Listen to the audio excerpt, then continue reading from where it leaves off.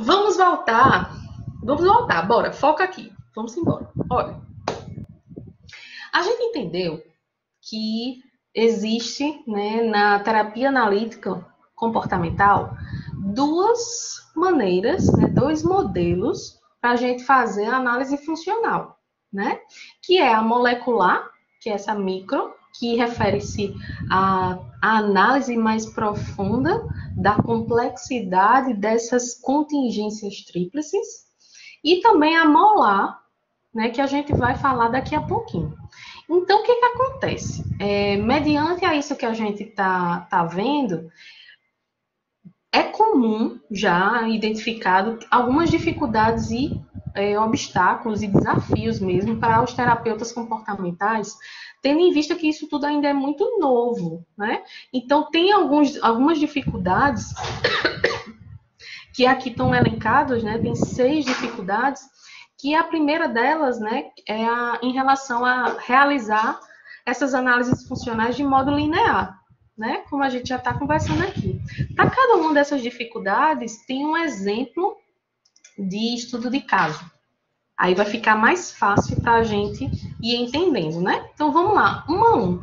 Primeira é essa, né, que eu já tinha mencionado para vocês, em relação a essa própria questão de análise linear, né? Então, a gente tem que entender que fazer análise funcional do comportamento no contexto da clínica, ela exige uma complexidade maior. Então, vamos falar aqui do exemplo de Sheila. Vamos lá, Danilo. A mãe de Sheila e Betinho disse que iria ao mercado e demoraria a voltar. Deixou a roupa da cama que havia acabado de passar em cima da mesa. Betinho teve uma ideia brilhante. Chamou Sheila para pegar a roupa da cama e usar para deslizarem no corrimão da escada, entre um andar e outro, já que a mãe não estava em casa. Sheila aceitou o convite e os dois brincaram por horas. Quando a mãe voltou, deu uma bronca neles e mandou Sheila lavar e passar novamente a roupa de cama. Betinho continuou brincando. Ideia brilhante. Pois é, aí o que um terapeuta comportamental pode fazer, né, entendendo que precisa fazer uma análise funcional, mas acaba fazendo errado, né? Que é esse exemplo linear aqui, que Sheila teve esse comportamento por causa disso e gerou aquilo e pronto.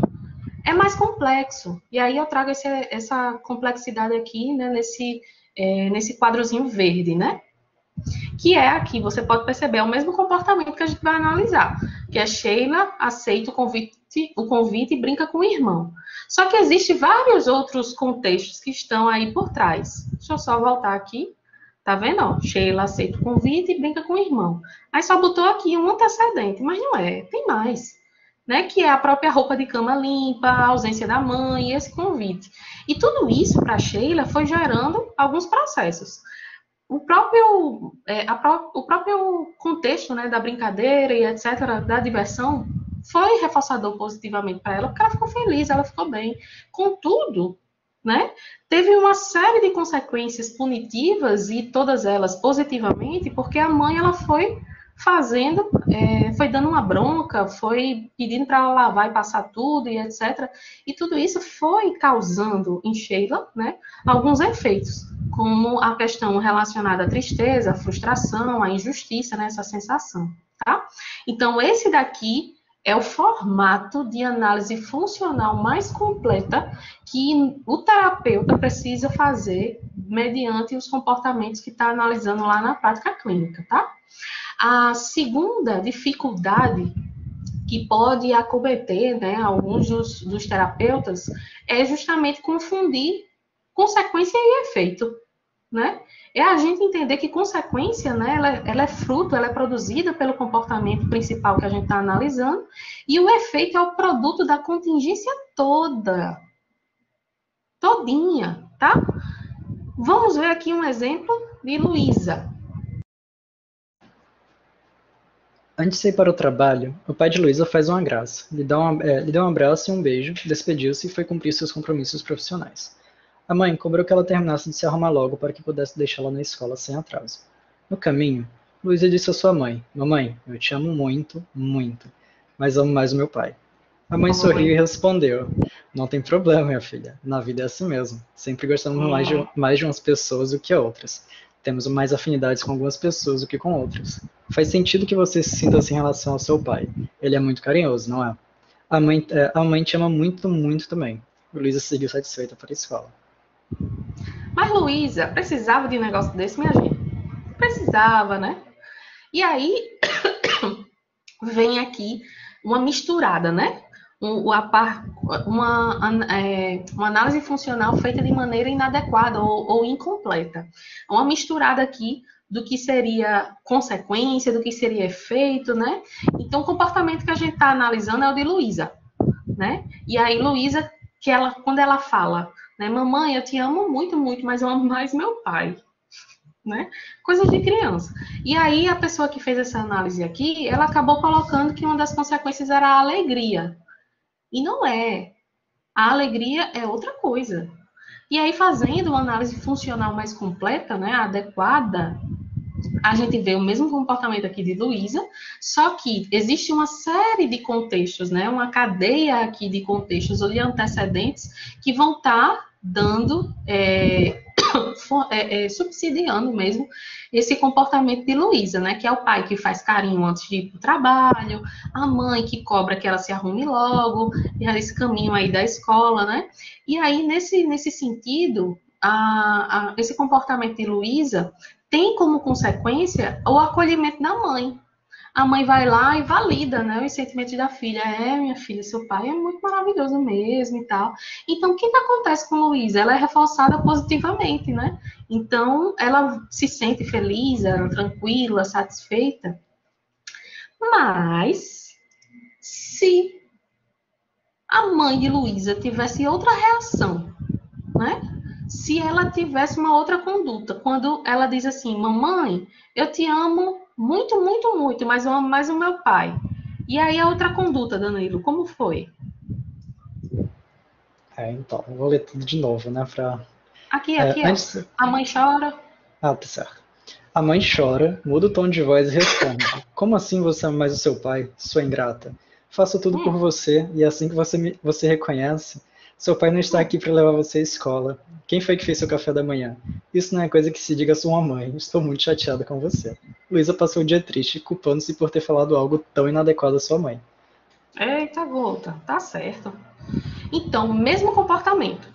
Luísa falou, mamãe, eu te amo muito, muito, mas amo mais meu pai. Mas aí, vamos supor que a mãe teve outra reação, né? O contexto aqui continua o mesmo. E aí, a mãe critica Luísa, invalida, mostra que está chateada. E aí, o processo que aconteceu já foi diferente, né? Foi uma punição positiva. E os efeitos que foram causando teve a ver com culpa, tristeza, né? Essa sensação de se sentir inadequada, tá? A terceira dificuldade, né, que um analista de comportamento, né, ele pode ter, é justamente nesse processo de identificar vários comportamentos ou uma cadeia comportamental que vai acontecendo, né, de modo que ele não consegue, pela complexidade de comportamentos que estão ligados um ao outro, né, como uma cadeia, ele não consegue analisar tudo numa única análise funcional. Então, o que a gente precisa fazer? Mais de uma, é óbvio. Vai desfragmentar, vai desmembrar e fazer várias análises, né, funcionais moleculares. E aí, para esse caso, temos o exemplo de Duda. Duda estava na creche e viu o amigo tomar banho mais cedo, em horário próximo ao lanche, pois ele tinha uma consulta médica, e pediu para a professora para tomar banho também. A professora explicou a situação e disse que não seria possível que ela tomasse banho naquele momento, pois era a hora do lanche. Duda, então, derramou suco na roupa e disse à professora que agora precisaria de um banho, pois estava suja de suco. A professora disse que não lhe daria banho, pois era a hora do lanche, e que Duda havia derramado suco na roupa de propósito. Foi Então não. Duda se levantou, fez xixi na roupa e disse à professora que, agora sim, ela teria que lhe dar banho, pois estava mijada. Muito contrariada, a professora foi dar banho em Duda. Alguém conhece alguma criança assim, não? Isso é algo comum ou algo como é? A criança tenta de um jeito, aí não consegue, aí tenta de outro. Aí não consegue, aí tenta de outro. Aí, né? Então, o que está acontecendo com Duda, né? Sem vergonha. O que está acontecendo com Duda? Duda está mudando o comportamento, mas com a mesma finalidade aí, né? Ela quer tomar banho. Que é isso, Sara? Deixa de tumultuar aí a bichinha. Fala isso com Duda, não. Né? Ó, Duda, foi mal. Então, o que acontece, né? Com a menina, repara, essa sequência de comportamentos, né? Se defenda aí, Duda, se defenda.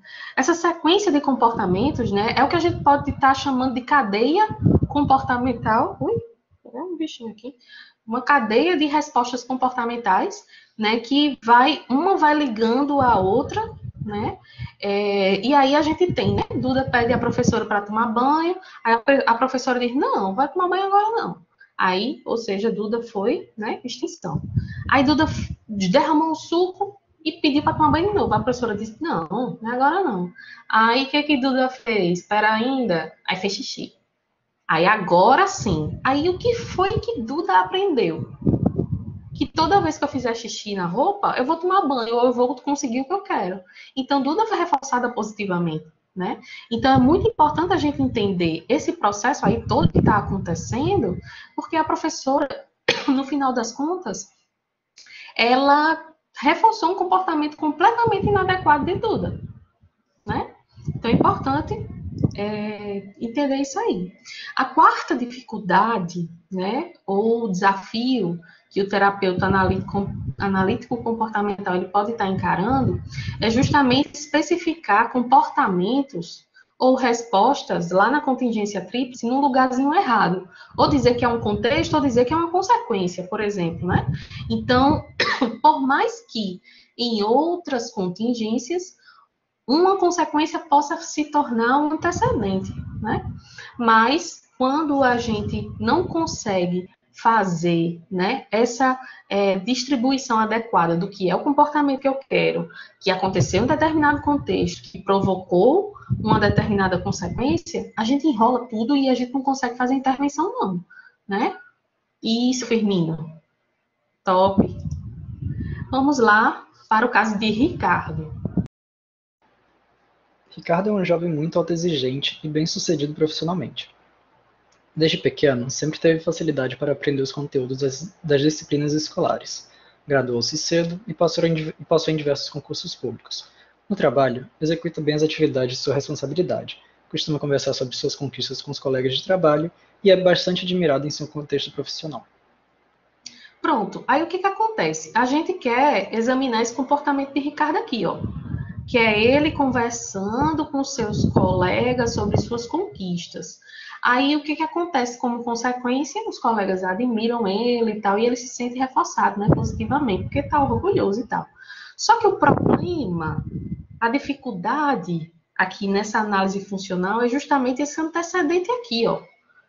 Porque essa pessoa que fez essa análise funcional aqui, esse terapeuta, ele botou outro comportamento de Ricardo.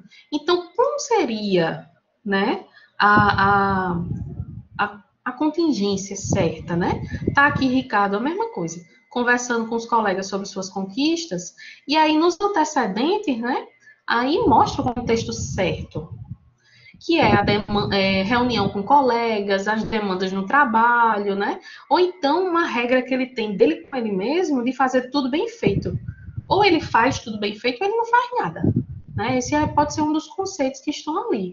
E aí, aqui nessa sequência, né, de consequências, teve o sucesso, o reconhecimento, como eu falei, o papel de destaque na equipe, admiração e etc. Então, ele vai sendo reforçado positivamente, né? E aí ele tem essa tendência de continuar a executar bem as atividades que lhe cabem, né?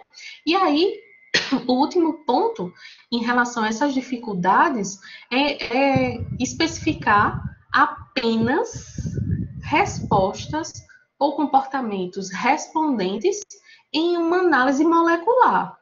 Então, o que acontece, né? O psicólogo ele pode se atrapalhar nesse processo de realizar essa análise e colocar, como é, identificar somente questões relacionadas ao condicionamento respondente, ou comportamento respondente, né? Porque comportamento respondente não é aquele de reflexo, de Pavlov, lembra? Que é estímulo-resposta, estímulo-resposta, estímulo-resposta. E o operante é resposta produz consequência. Então, as respostas respondentes, né, ou reflexas, estímulo-resposta, elas são controladas pelo contexto, pelo estímulo antecedente, e não por consequência. Desse modo, a gente não consegue fazer uma análise de contingência operante tendo somente comportamentos respondentes, né? Então, essa é uma das falhas. E para isso, a gente vai ver aqui o caso de Eduardo, que também é bem interessante e é um pouquinho grande. Vamos lá, Danilo. Vamos. Eduardo tem 31 anos, é casado e tem uma filha. Ele procurou terapia com a queixa de que está tendo crise de pânico e não consegue mais trabalhar. Foi ao médico e fez diversos exames, mas nada foi descoberto. Conclusão: o problema não é físico. Relatou que está afastado do trabalho devido à licença médica e tem um mês para ficar bom e voltar a trabalhar ou a risco de demissão. As crises de Eduardo são caracterizadas por choro, suor frio, desespero, angústia, coração acelerado e sensação de morte iminente. De início, as crises aconteciam no trabalho e na faculdade. Nessas situações, pegava o carro e ia para casa. A primeira crise foi na faculdade, durante uma aula. Simplesmente sentiu o coração parar. Teve uma sensação forte de medo e de que sua alma estava saindo do corpo. Eduardo se levantou e foi embora. Outra crise ocorreu em casa, depois de uma discussão com a esposa. Segundo ele, quando discutem, ele a deixa ficar falando e não responde, o que irrita muito. Afirmou que a esposa precisa entender que ele está passando por um momento difícil, em que se esquece das coisas e tem muito sono. Diante das crises, sua mãe chora e seu pai tenta ajudar. O pai está muito mais próximo de Eduardo, o acompanha durante as crises e o acalma, sempre muito atencioso. O cliente destaca que as crises estão afetando a família. A esposa está mais preocupada, atenciosa e amorosa, mas está triste. A mãe chora muito, a filha está constantemente em estado de alerta. Exames e consultas têm sobrecarregado o orçamento da família. Antes das crises, costumava encontrar os pais apenas uma vez nos fins de semana. Atualmente, eles têm se encontrado todos os dias. Ademais, disse que os pais sempre foram amorosos, mas agora há mais contato físico, cuidado, carinho, beijos e abraços. A família está mais unida, até seus irmãos estão mais próximos. Contudo, o cliente destaca que a todo momento o cliente destaca a todo momento que as crises estão roubando seu dinheiro, sua saúde e seu trabalho. Pois é. Aqui está um exemplo de como não fazer, tá? Que é esse registro, né? Esse foco na resposta comportamental de crise de pânico. Crise de pânico não é um comportamento. A gente não controla uma crise de pânico. É algo que é inato, é respondente. O coração começa a bater mais forte, a cabeça começa a ter comportamentos, né, cognitivos, dizendo que vai morrer e assim por diante. Então, isso daqui que está descrito enquanto resposta, na verdade, são descrições reflexas do corpo. Então, como seria, né, diante desse quadro, a maneira correta, né, da gente fazer uma análise funcional, né? Trazendo aqui, ó, e aí a gente traz uma observação bem grande, né, para deixar bem claro, que a resposta ao operante, né, é justamente que a gente vai analisar, é o fato dele, por exemplo, sair da sala de aula, do trabalho, voltar para casa, ficar agitado, ficar andando de um lado para o outro, né, dizer que vai morrer, né? E aí o que pode estar, que a gente pode adicionar aqui também como informação complementar, vamos assim dizer, ou extra, né? Que seria essa questão do que está acontecendo mediante esse comportamento operante. Aqui é só uma informação extra. Tá? Mas a resposta que a gente vai analisar é justamente esse processo dele de sair da reunião, do trabalho e ir para casa, tudo isso quando está na crise de pânico. né? E isso acontece quando? Em qual contexto, né? Quando há demandas, cobranças, seja no trabalho, seja na faculdade, quando ele tem conflitos com a esposa. Então, o que está acontecendo? O que promove, né, ou provoca, ou é produzido a partir desse comportamento, né? Várias consequências, várias, né? E, por sua vez, vários processos. À medida que ele sai da aula, do trabalho e vai para casa, né? Ou então consegue licença para não ir mais para a faculdade ou para o trabalho, ele é reforçado negativamente, né? Porque é retirado aquele estímulo aversivo que ele está vivenciando ali e ele tem a tendência de ir repetindo, porque deu certo, né? Quando ele tem a atenção, carinho, beijo da família, etc., ele é reforçado positivamente, né? Então, o fato dele sair da aula, do trabalho, e ir para casa, né? Ele é acolhido, ele é recebido com abraço, com beijo, essas coisas. Mas também existem alguns contextos punitivos, né? Como a punição positiva aqui, quando os familiares ficam ansiosos ou preocupados, né? Ou então ele tem esse comprometimento financeiro com exame, com consulta, quando é ameaçado a ser demitido, né? Então todos esses 3 últimos exemplos são contextos de ordem aversiva, né, punitiva. E, por fim, a última dificuldade que a gente que pode acontecer, né, aqui, mediante essa sistematização, né, de dificuldades para elaborar uma análise funcional molecular, é o fato do psicólogo ele estar misturando, no momento que ele vai estar fazendo análise funcional, o contexto ou os eventos antecedentes com os aspectos históricos do paciente, né? Assim, de maneira bem geralzona, assim.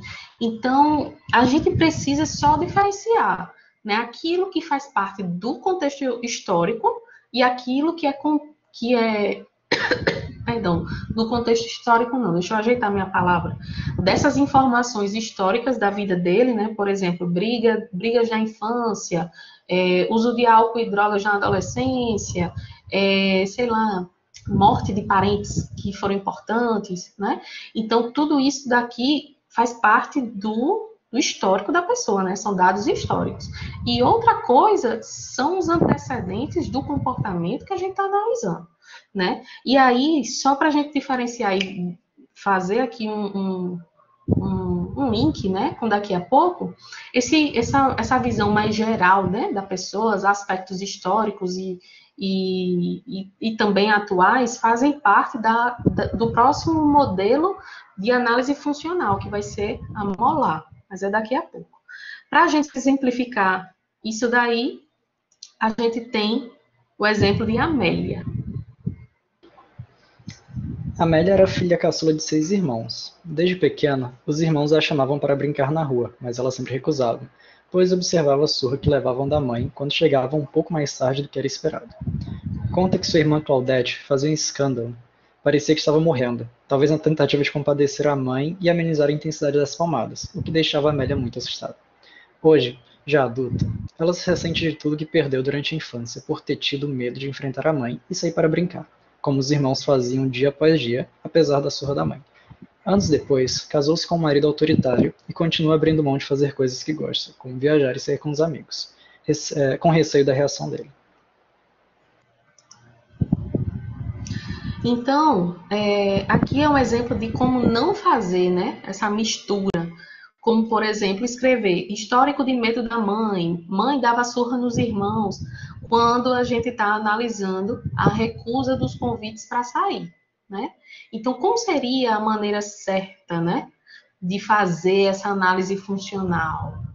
Né? Como é que seria a maneira mais adequada, já que tem elementos do passado que estão aí dando, né, também um pano de fundo desse comportamento de recusar os convites, né? Então, essa resposta comportamental, né, de recusar os convites, tem a ver, né, com o contexto, né, os eventos antecedentes, que o marido é autoritário e convites para viajar e sair com esses amigos.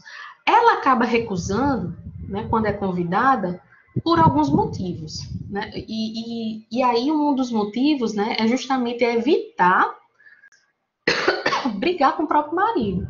Ou seja, ela tem esse comportamento, ela repete esse comportamento porque é aversivo para ela, né, discutir com o marido. Então, ela tem esse reforçamento aí negativo, né? E isso gera para ela um certo alívio, o fato de evitar esse conflito, né?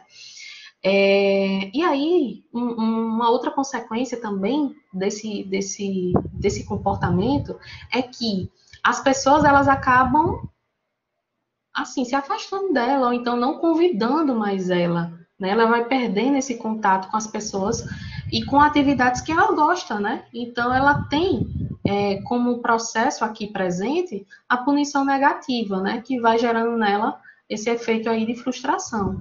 Então a gente pode ver que esses elementos relacionados, né, à análise funcional desse modelo molecular é toda baseada na análise de contingências, né? Então, nessa perspectiva, né, dessas variáveis operantes mais complexas que vão se relacionando e vão cada vez mais se relacionando mesmo numa proposta, né, de lei de causa e efeito.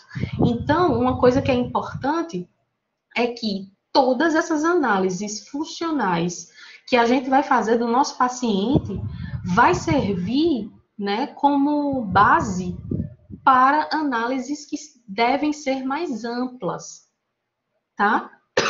E que vão sendo coletadas também ao longo do tempo.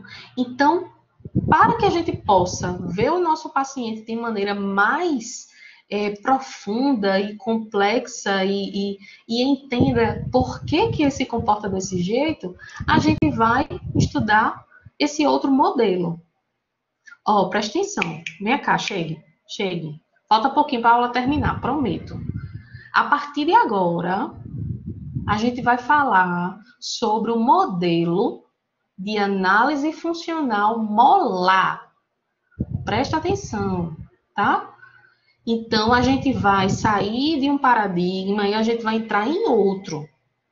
Mas lembrando que esses dois modelos, eles se complementam, já que o primeiro, ele é faz microanálises, né, dessas contingências do nosso paciente, e nessa perspectiva molar, a gente está falando de quê? De macroanálises, né? Então, caracterizando aqui o que seria, né, esse modelo molar, o que ele estaria ligado diretamente, né? Eu já falei várias vezes aqui na nossa aula, mas só reforçando, quando a gente fala desse aspecto de macroanálise, é entender o paciente como um todo, né? Então, o que envolve uma pessoa para a gente ir entendendo, né, a história de vida dela. Eu já acabei respondendo, né? Como é que a gente faz para entender a pessoa, né? Que é através da história de vida dela. É aqueles 3 elementos lá, né? Que é em relação aos aspectos culturais que envolvem a vida dessa pessoa. Que mais? Tudo, né? A história de vida dela, a subjetividade dela, todo o repertório que ela tem hoje de comportamento e tudo aquilo que mantém esses comportamentos e tudo aquilo que fez com que ela não tivesse mais determinados comportamentos. Então, é a gente entender ela como um todo.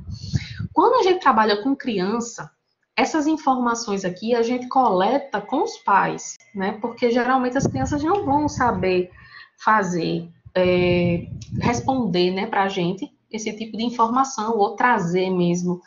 Quando a gente fala com a população clínica, psiquiátrica, com transtornos bem mais graves, crônicos, né, como, por exemplo, os pacientes que estão ali internos no Juliano Moreira, né, que é nosso hospital psiquiátrico, ou uma pessoa que tem algum tipo de demência, né, enfim, a gente também coleta essas informações de terceiros, caso o nosso paciente não tenha condição de trazer isso para a gente, né, se for do hospital, por exemplo, através dos prontuários ou através do acompanhante, né, e se for desses outros pacientes que estão a domicílio, estão em casa, a gente pode coletar com a família, né?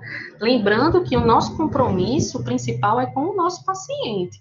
Então, a gente também, se esse paciente, né, ele tiver essa autonomia de vida, a gente precisa pedir autorização a ele, exceto se for menor de idade, né, para ter contato com essas pessoas que podem trazer essas informações para a gente, tá? Então, essas informações, tanto a gente pode trazer, né, de maneira discursiva, ou pode trazer em quadros também, tanto faz. Jaiana, eu gosto de trazer esses elementos, assim, molares, de maneira mais dissertativa, né? O paciente fulano de tal, nascido em tal período, em tal data, né? Mês e ano, e aí trago todas as informações, né? Se é estudante brasileiro, qual é a demanda que ele trouxe, né? O porquê que ele veio para a terapia, e aí os principais pontos de história de vida dele. Aí eu posso colocar assim os pontinhos, né? E aí depois, embaixo, se eu estiver construindo tipo um documento, né? Eu coloco ali as análises moleculares. Então, aqui já direcionando, né, para o final aqui da nossa aula, porque realmente a parte molar, macro, ela é mais geral, né? Então não tem tantas especificidades quanto as questões micro, né? Das moleculares. O que a gente está buscando, né? Nesse tipo de análise funcional? A gente está tentando entender o paciente como um todo. Então, como é que a gente pode entender isso, né? Compreendendo os padrões comportamentais que esse paciente tem, entendendo o que está fazendo esse paciente continuar determinados padrões comportamentais, né? Ou seja, o que mantém ele, seja nos comportamentos, né, que são funcionais ou os que não são funcionais, né? Ou que enfraquecem algum tipo de padrão que, de alguma forma, é disfuncional, como, por exemplo, o exemplo que eu dei do paciente com toque, né, que lava a mão 45 vezes e tal. Então, isso não é funcional, não é saudável. Então, o que é que mantém esse paciente lavando essas mãos? E como é que a gente pode, a partir desse entendimento, fazer essas intervenções para que ele vá diminuindo esses comportamentos, né? E aí, de maneira, assim, bem diferente mesmo na análise funcional molecular que a gente viu agora há pouco, a análise molar, ela tem 4 passos que são bem pontuais. Para a gente entender o seguinte: qual é o padrão comportamental desse paciente? Qual é o padrão? Ou seja, quais são as características desses comportamentos que vão se repetindo, que vão acontecendo em contextos que são semelhantes, né? E que, de alguma forma, a gente vai dando nomes, né? Seja rotulando ou classificando mesmo, né? Esses padrões, né? Então, esse padrão comportamental que essa macroanálise está buscando, onde é que a gente vai buscar? Justamente nas análises das contingências. Ou seja, lá nas análises moleculares, perdão. A gente vai descobrir o padrão comportamental a partir da análise molecular, que são as análises das contingências, né? E aí, lembra de Patrícia? O que foi que aconteceu com Patrícia? Deixa eu te contar, né? Não vou nem pedir a Danilo para ler, porque eu realmente a gente não vai ler corrido, viu, Danilo? Eu vou só mencionar, que eu sei que você já está aí a postos, né? Mas só vou mencionar aqui que o padrão comportamental, né, que Patrícia ela desenvolveu, né, de acordo com essas análises moleculares, né, que foram sendo feitas a partir do que ela ia trazendo, né, é que ela tem um padrão de alta exigência e de perfeccionismo, né? Então, isso pode ser visto em algumas falas lá do caso, né, que que o texto trouxe aqui de novidade, né? Mas que ela faz e refaz várias vezes o seu trabalho, que ela não consegue dizer não para as pessoas, que ela fica com medo de falar, né? Para algumas, diante de algumas pessoas, com medo de falar uma besteira, né? O que reforça também as questões relacionadas à fobia social, por exemplo, né? Que ela assume responsabilidades de colegas do grupo, de faculdade ou de trabalho e assim por diante, né? O segundo passo, né, para a gente fazer uma análise molecular é a gente entendendo de onde vêm esses padrões comportamentais. Eu adquiri aonde, quando, como, né? E aí é importante a gente investigar aqui, ó, esses contextos históricos da vida do paciente, no que tange aí esses aspectos do passado mesmo, né? Então, o aspecto familiar, socioafetivo, acadêmico, profissional, tudo é importante, né? Porque faz parte da vida do paciente. Então, para aquelas pessoas que acreditam que o analista do comportamento não trabalha com situações do passado, a gente trabalha, mas a função desse passado aqui é para a gente entender como foi que os nossos comportamentos, ou os nossos padrões comportamentais se estabeleceram, se manteram, tá? E aí, no caso de Patrícia, o que foi que aconteceu com ela, né? Que ela desenvolveu, por exemplo, esse padrão de ser perfeccionista, né? Ela tinha pais exigentes, ela era a neta mais velha da família, e aí ela era muito cobrada para ser a referência para todo mundo. Ela foi criada no interior e todo mundo no interior, ela dizia que comentavam sobre a vida do outro. A mãe era preocupada com o que os outros pensavam. Então, tinha todo um contexto, né, em várias áreas da vida dela que provavelmente contribuíram para desenvolver esse padrão de autoexigência, de perfeccionismo dela, né? O terceiro passo, né, que para fazer uma análise molar é identificar quais são os contextos que estão mantendo esse padrão comportamental, né? Porque a gente descobriu o quê? De onde eles vieram, beleza. Mas eles ainda existem por quê? O que está acontecendo, né? No caso de Patrícia, o que aconteceu, o que tem acontecido, né? Ela ter entrado em um ambiente acadêmico e de trabalho que é muito exigente e competitivo. O namorado dela é bem sucedido na mesma área que ela, profissionalmente, né? Faz ela se cobrar muito. O círculo social é restrito, né? E assim por diante, né? Então, esses contextos atuais, eles vão sendo fortalecidos ou mantidos, né? Mediante o processo histórico, né, do passado da vida dela, mas que também ela fica nesse ciclo, né, desses esquemas de reforçamento ali, de modo que ela percebe os efeitos mais negativos, né, da vida dela de maneira geral. Aí, quando a gente vai, né, para o quarto passo, né, do como fazer essa análise molar, né, macroanálise, em relação a gente entender que as consequências que vão fortalecendo esses padrões, né, comportamentais e as consequências que vão enfraquecendo esses padrões comportamentais também. Então, a gente precisa ir identificando isso, né? O que vai, de fato, manter, né,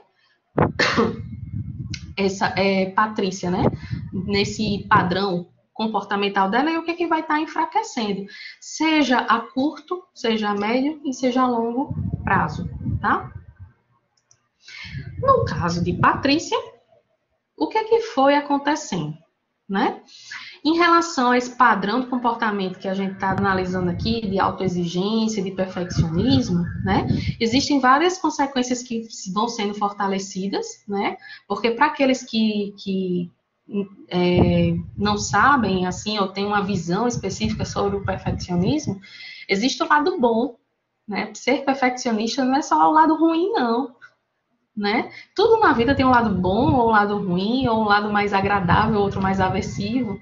E aí, no caso de Patrícia, né, ela foi percebendo que o fato, né, dela ter esse padrão comportamental trazia ou traz para ela, né, um bom desempenho, elogio do chefe, por exemplo, novas oportunidades de crescimento no trabalho, mas, em contraponto, um lado mais negativo, vamos assim dizer, é que é em relação à questão aversiva mesmo, né? A sobrecarga, esse pouco tempo de lazer, que as pessoas se aproveitam, se encostam nela, já que ela é muito boa, então deixa ela fazer aqui os trabalhos, né? Que tem poucas relações de amizade, enfim. Trazendo esses 5 passos, eu praticamente finalizo, né, a nossa noite identificando, né, agora de maneira mais pontual e sistemática, esses 5 passos, né, que vão caracterizando a análise molar. Então, quando a gente vê aqui a análise desse padrão comportamental de autoexigência, de perfeccionismo de Patrícia, a gente percebe que existem os comportamentos que vão compor, né, que vão trazer esse aspecto, essa característica, né, para esse padrão, que é em relação a, por exemplo, dificuldades de lidar com erros, preocupa-se muito com o que as pessoas vão falar, e assim por diante, né? Tem todo o processo de história que esses comportamentos aqui foram sendo adquiridos como uma questão relacionada aos pais, à avó, a questão da criação na cidade do interior, né, e assim por diante. Tem o contexto que vai mantendo, como a gente viu, né, a faculdade, o trabalho que é competitivo, que é exigente, né, expectativas que a família tem sobre o comportamento dela, e aí aquilo que vai mantendo ou fortalecendo esse padrão de exigência e perfeccionismo é em relação a essas boas notas, o fato dela evitar críticas e julgamentos, por exemplo, por não comparecer, né, ou não interagir socialmente, e aquelas consequências que vão enfraquecendo esse padrão de autoexigência e perfeccionismo, que é em relação a pouco tempo de lazer, por exemplo, sei lá, desgaste dos relacionamentos. Então, aqui, esse quadro resume a análise funcional molar. A partir do entendimento do paciente nesses 5 pontos, de maneira geral, a gente consegue ter uma visão mais global, mais completa, mais profunda do paciente. Se a gente junta isso aqui com a análise molecular, a gente tem uma visão inteira do paciente. Porque só fazendo aqui um comparativo, né? Tem aqui nessa primeira coluna, né, essa análise funcional molecular, que é a microanálise, que é a análise daquele comportamento específico que gerou determinada consequência, que tem todo um processo ali por trás, que a gente consegue verificar isso através da análise da contingência tríplice. E tudo isso só faz sentido de existir porque vai dar embasamento para a gente formular algumas questões relacionadas à questão total, macro do paciente, né? Então, essa visão, esse modelo funcional de macroanálise é que a gente vai conseguir o quê? Integrar essas informações do passado, históricos do paciente, com o que está acontecendo exatamente agora.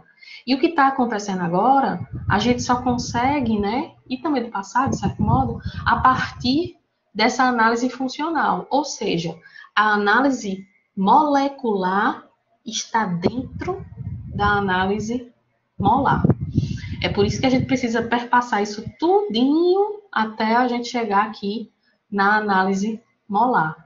É muito interessante, né, que uma das vantagens que a gente vê também nesse processo aí de análise funcional molar é que o indivíduo ele passa a se conhecer melhor.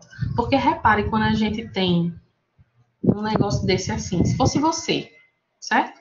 Tá fazendo terapia comportamental e tal, e aí você recebe isso aqui, ó, de acordo com o que a gente tem visto na terapia, eu elenquei isso aqui. Imagine, isso aqui permite com que o paciente ele consiga se conhecer de tal forma que isso ajuda nesse processo de intervenção. Pode sim ser compartilhada com o paciente, do jeito que está aqui. Porque é importante que o paciente ele tenha acesso, né? Porque ele só vai conseguir modificar algumas coisas, né, que tem esse padrão assim mais disfuncional, se ele conseguir se entender, né? Se ele se entende, se ele se conhece, ele consegue mudar, né? E é lindo, né? Isso é bom, eu tô gostando, né? Esses feedbacks aí de vocês, porque a gente só consegue fazer, se a gente só consegue ir adiante, né? Primeiro, se a gente conseguir fazer tudo isso, né? E isso aqui é todo um processo, né? À medida que a gente vai conhecendo o paciente, que ele vai trazendo informações, a gente pode ir adicionando aqui, né? Então, essa história aqui foi muito importante. Por exemplo, uma história de abuso sexual que a paciente te contou somente na sessão número 15, depois não sei de quantos meses e tal. Essa informação é importante, então você vai lá e bota aqui na história de aquisição, né?